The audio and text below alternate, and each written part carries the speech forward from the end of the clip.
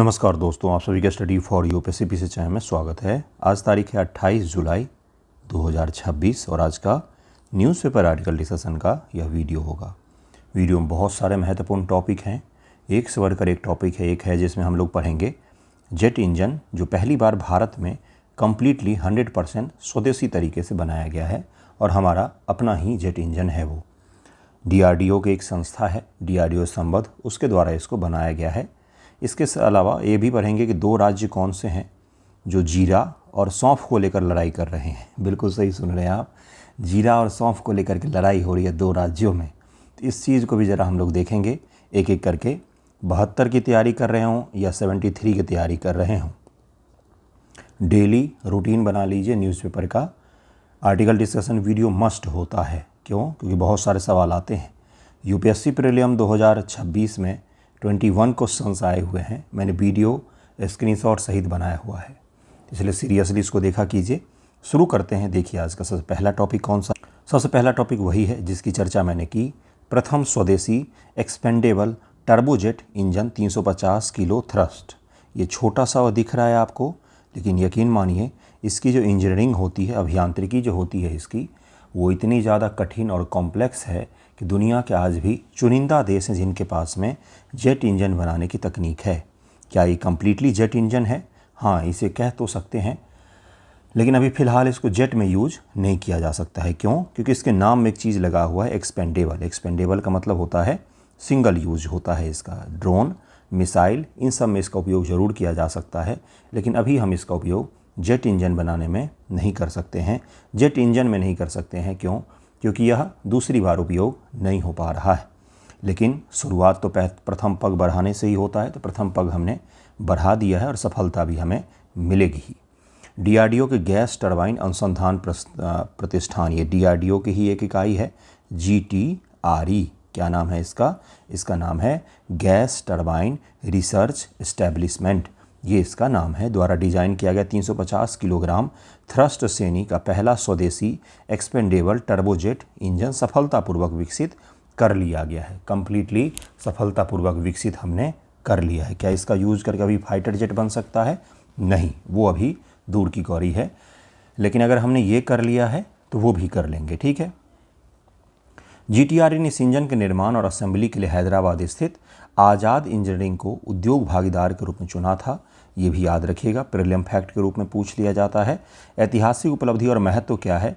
तो 22 जुलाई 2026 को आज़ाद इंजीनियरिंग द्वारा इस इंजन को सफलतापूर्वक तैयार कर GTRE को सौंप दिया गया। यह भारत के एरोस्पेस रक्षा इकोसिस्टम के लिए एक ऐतिहासिक उपलब्धि है। जेट इंजन तकनीक दुनिया के कुछ ही देशों के पास है। ये दुनिया के सबसे परिष्कृत इंजीनियरिंग विषयों से एक माना जाता है। क्यों भाई? क्योंकि काफ़ी ज़्यादा कॉम्प्लेक्स होता है। अब इसके जो नाम में कुछ चीज़ें लिखी हुई हैं, जैसे 350 kg थ्रस्ट, एक्सपेंडेबल और टर्बो, तो इसका क्या तात्पर्य होता है इसको ज़रा समझते हैं। यहाँ से भी सवाल आ सकता है। थ्रस्ट वह धक्का या बल है जो किसी विमान, ड्रोन या मिसाइल को हवा में आगे की ओर धकेलता है, उसी को हम लोग थ्रस्ट कहते हैं। तो 350 kg थ्रस्ट जो है ये छोटा इंजन हो गया, लेकिन शुरुआत तो हो गई। 350 किलोग्राम थ्रस्ट का मतलब है यह इंजन 350 किलोग्राम वजन बराबर का धक्का उत्पन्न कर सकता है। यह शक्ति छोटी क्रूज मिसाइल या ड्रोन को तेज़ गति से उड़ाने के लिए पर्याप्त होती है। इतने में ड्रोन और बाकी चीज़ें जो हैं वो सफलतापूर्वक उड़ सकते हैं। स्वदेशी का अर्थ है कि कम्प्लीटली यह भारत में DRDO GTRE द्वारा तैयार किया गया है। एक्सपेंडेबल का मतलब होता है एक बार इस्तेमाल होने वाला। ये इंजन उन हथियारों या प्रणालियों में लगाए जा सकते हैं जिन्हें वापस नहीं आना है, जैसे क्रूज मिसाइल, टारगेट ड्रोन इत्यादि जो होते हैं, जो एक बार गिरेंगे वहीं पर फट जाएगा, ये इंजन वहीं पर ख़राब हो जाएगा, बर्बाद हो जाता है। तो सिंगल यूज़ प्रकार का सिस्टम है, तो इसलिए इसको एक्सपेंडेबल भी कहा जाता है। टर्बोजेट का मतलब क्या होता है? एक प्रकार का जेट इंजन है। यह सामने से हवा को अंदर खींचता है, टरबाइन के जरिए उस हवा को कंप्रेस दबाव करता है, उसमें ईंधन मिलाया जाता है, फिर पीछे बेहद तेज़ी गति से गैस को बाहर निकाल देता है। तो ये जो पीछे गैस निकलता है, इसी प्रतिक्रिया के स्वरूप थ्रस्ट उत्पन्न होता है और उसी थ्रस्ट से कोई भी चीज़ आगे बढ़ती है। जैसे जेट इंजन हो गया, मिसाइल हो गया, ड्रोन हो गया, सभी में इसी प्रकार से काम होता है। तो टर्बोजेट इंजन क्या करता है? थ्रस्ट उत्पन्न करने का यही काम करता है। तो अगर शुरुआती तौर पर देखा जाए तो यह बहुत बड़ी अचीवमेंट है हमारी, क्योंकि इस कॉम्प्लेक्स इंजीनियरिंग के क्षेत्र में हमने ये पहली सफलता तो प्राप्त कर ली है। तो जब पहली कार बन जाती है तब फिर BMW की ओर भी बढ़ा जा सकता है। क्यों भाई? क्योंकि पहली कार के हम ये तो समझ लेंगे कि इंजन कैसे बनता है, उसके बाद उसको बड़ा ही तो करना है, उसको और रिफाइन ही तो करना है, उसको और भी ज़्यादा कैपेबल ही तो बनाना है। लेकिन हमारे पास चीज़ तो बन कर के आ गई है। तो ये इसकी सबसे बड़ी क्या है, तो महत्व है, जिसे आपको याद रखना होगा। अब नेक्स्ट टॉपिक है जिसमें दो राज्य मैंने बताया कि जीरा सौंफ के लिए लड़ाई हो रही है, बिल्कुल भयानक लड़ाई हो रही है, राजस्थान और गुजरात। हुआ क्या, जीरा का सबसे ज़्यादा उत्पादन जो है राजस्थान के एरिया में होता है, लेकिन उसको बेचने के लिए ये लोग जाते हैं ऊंझा, गुजरात में एक जगह है, और GI टैग ऊंझा को दे दिया गया। इसके कारण सब राजस्थान के किसान जो है नाराज़ हो गए कि ऊंझा में तो जीरा उत्पन्न भी नहीं होता है, वो हमारे जीरे को कम दाम में बेचेंगे और अपने जीरे को अच्छे दाम में बेचेंगे, जिसके कारण से क्या होगा, राजस्थान किसानों को लाभ नहीं होगा, उनको नुकसान हो जाएगा। इसको लेकर के अब दोनों राज्यों में, दोनों किसानों में बैटल हो रहे हैं। ऊंझा जीरा और सौंफ के GI टैग पर विवाद हो गया। जीरा सौंफ एक ही प्रकार के हैं, जुड़वा भाई ही होते हैं, बस थोड़ा सा स्वाद में डिफरेंस होता है। एक को कच्चा खा सकते हो आप, एक को कच्चा नहीं खाया जाता। राजस्थान के जीरा और सौंफ उगाने वाले किसानों ने ऊंझा जीरा, ऊंझा सौंफ को दिए गए GI टैग का कड़ा विरोध किया है। राजस्थान के जो किसान हैं उन्होंने ऊंझा जीरा और ऊंझा सौंफ जो है ये GI टैग इसको दिया गया, जोग्राफिकल इंडिकेशन टैग जो दिया जाता है, उसका उन्होंने कड़ा विरोध किया है कि ऐसा नहीं होना चाहिए था। यह GI टैग गुजरात के मेहसाना ज़िले के ऊंझा स्थित कृषि उपज मंडी समिति के नाम पर पंजीकृत किया गया है। इसी को लेकर के विरोध है। किसानों का विरोध क्यों है? किसानों का मुख्य आपत्ति यह है कि ऊंझा केवल एक मंडी या बाजार है, जबकि जीरे की खेती मुख्य रूप से राजस्थान में होती है, ना कि उस क्षेत्र में। ये तो ऐसे ही हो गया कि मान लीजिए अपने बिहार के बॉर्डर पर ग्रामीण जो इलाका है वहाँ पर कोई चीज़ उत्पन्न हुआ और उसको ले गए और उत्तर प्रदेश में बेच रहे हैं, सीमावर्ती जो उत्तर प्रदेश पूर्वांचल का इलाका है, तो क्या GI टैग उस जगह को मिल जाएगा क्या? नहीं। GI टैग किसको मिलना चाहिए?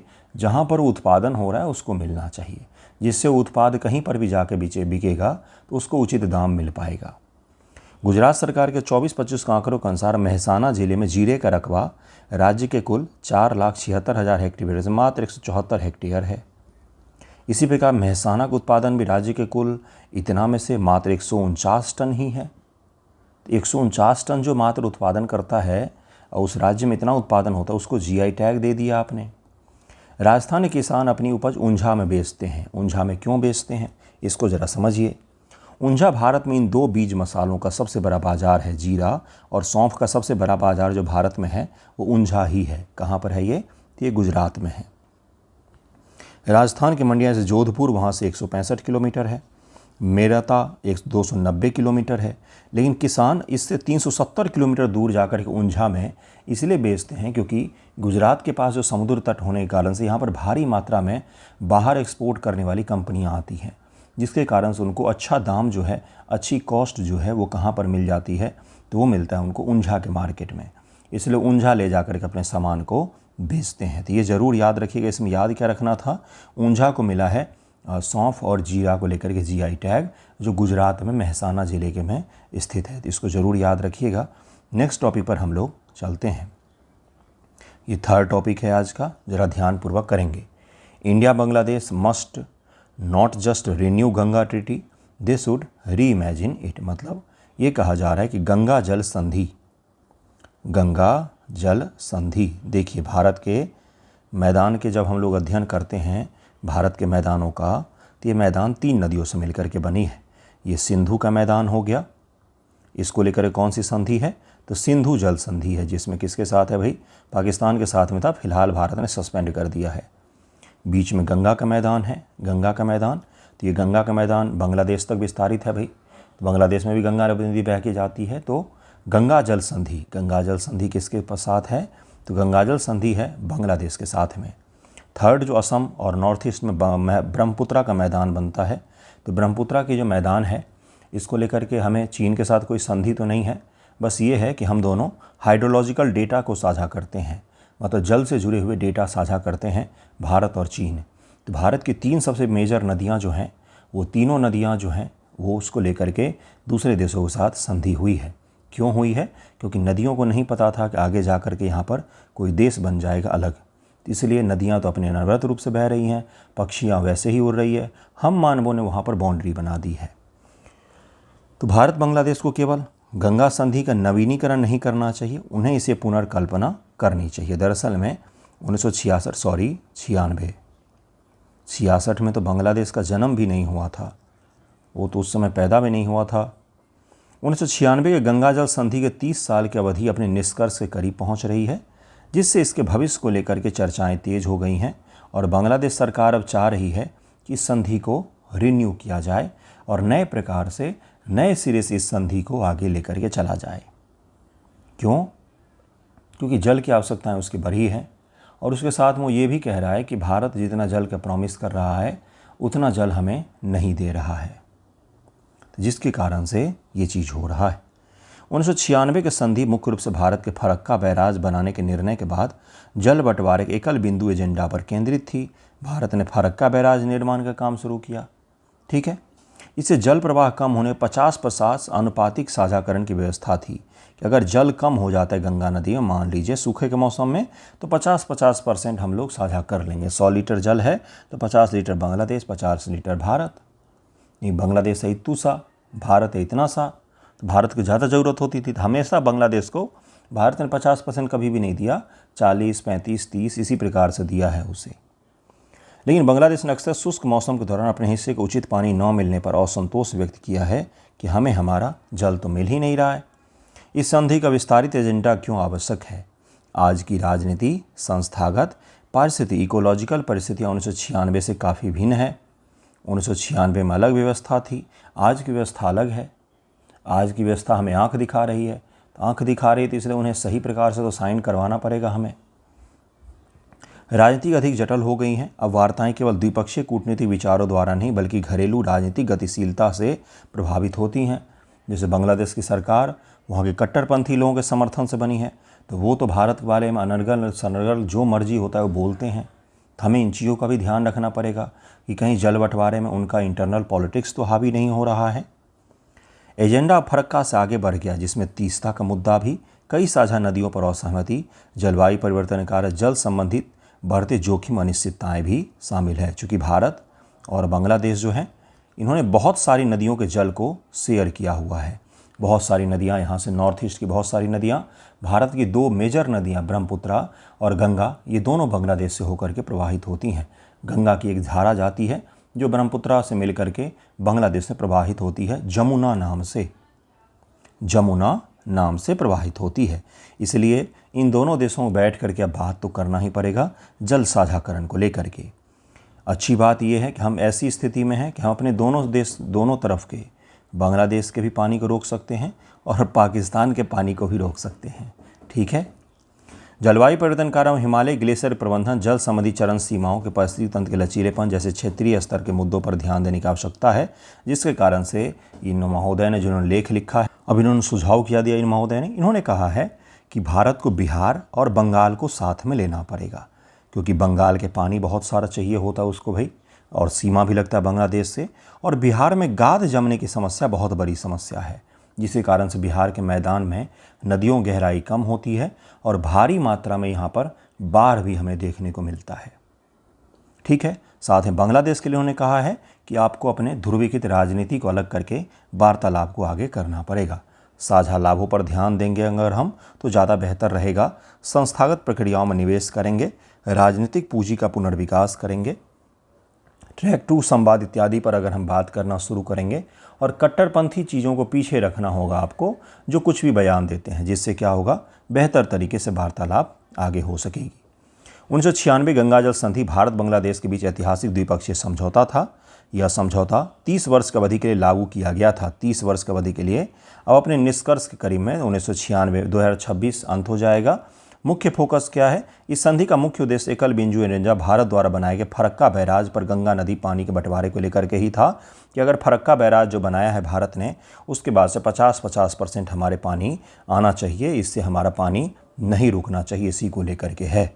नेक्स्ट टॉपिक है कि बिहार में प्रदर्शन के दौरान ये पुलिसमैन जो हैं ये एके चला रहे थे। असॉल्ट राइफल होता है ये, सोचिए किस तरह की मानसिक स्थिति होगी कि सामने भीड़ खड़ी है और उस पर इन्होंने एके चलाना शुरू कर दिया।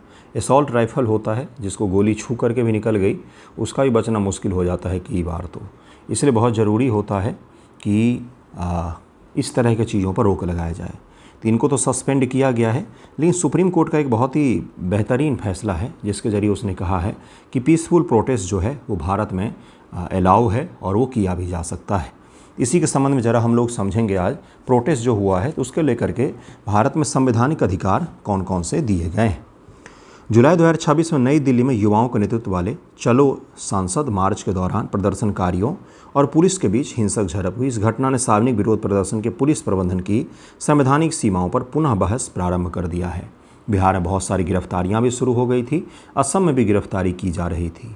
तो सीजेपी जो है उसने पहले ही प्रॉमिस लिया हुआ था सेंट्रल गवर्नमेंट से कि आप किसी को गिरफ्तार नहीं करोगे इस संबंध में।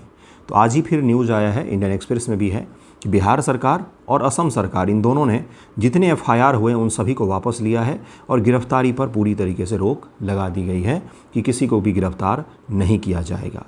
तो प्रॉमिस किया हुआ था और युवा को प्रदर्शन भी करना चाहिए, लेकिन प्रदर्शन में कभी भी हिंसा नहीं होनी चाहिए। आपने देखा होगा एक ट्रेंड, अगर बिहार में प्रदर्शन में हिंसा होती है तो उसको रील बना करके कूल बनाने का प्रयास किया जाता है कि बिहार का प्रोटेस्ट सबसे अलग है, जबकि ऐसा नहीं होना चाहिए, गलत को गलत कहा जाना चाहिए।